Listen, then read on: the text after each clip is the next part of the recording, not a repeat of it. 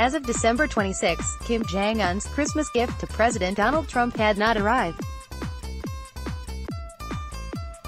Most foreign policy analysts predict it will be a missile test more impressive than any Pyongyang has yet carried off. What is Kim's game? What does Kim want? He cannot want war with the United States, as this could result in the annihilation of the Kim family dynasty that has ruled North Korea since World War II. Kim is all about self-preservation. What he appears to want in his confrontation with Trump is a victory without war. In the near term, Kim seeks three things: recognition of his regime as the legitimate government of North Korea and its acceptance in all the forums of the world, trade and an end to all U.S. and UN sanctions, and a nuclear arsenal sufficient to deter a U.S. attack, including missiles that can strike U.S. bases in South Korea, Japan, Guam, and the Western Pacific. He seeks the capability to deliver a nuclear warhead on the U.S. mainland. Nor is this last goal unreasonable from Kim's vantage point. For he knows what became of the two other nations of George W. Bush's axis of evil, that failed to develop nuclear weapons.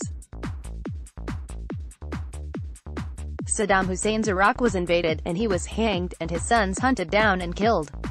The Ayatollah's Iran negotiated a 2015 nuclear deal with America and opened up its nuclear facilities to intrusive inspections to show that Tehran did not have a nuclear weapons program. Trump came to power, trashed the deal, reimposed sanctions, and is choking Iran to death. Muammar Gaddafi surrendered his WMD in 2004 and opened up his production facilities.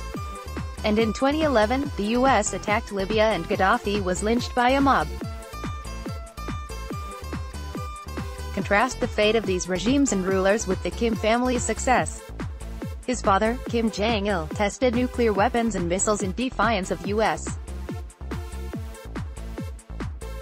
warnings, and now the son is invited to summits with the U.S. president in Singapore and Hanoi. If Kim did not have nuclear weapons, would American presidents be courting him? Would U.S. secretaries of state be visiting Pyongyang? If Kim did not have nuclear weapons, who would pay the least attention to the Hermit Kingdom?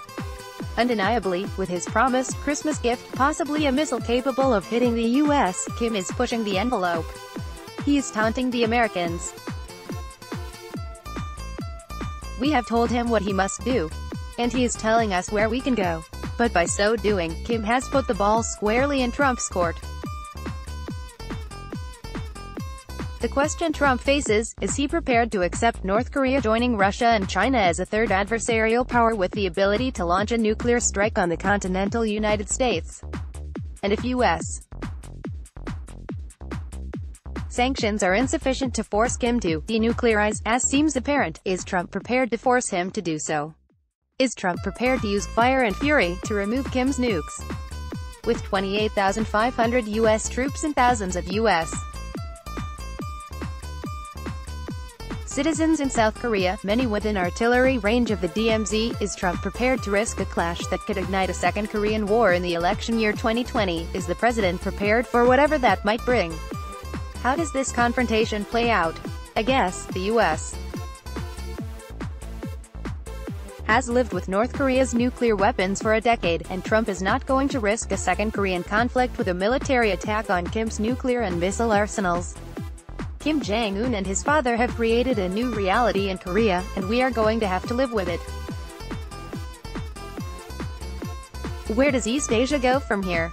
South Korea has twice the population of the North and an economy 40 times as large.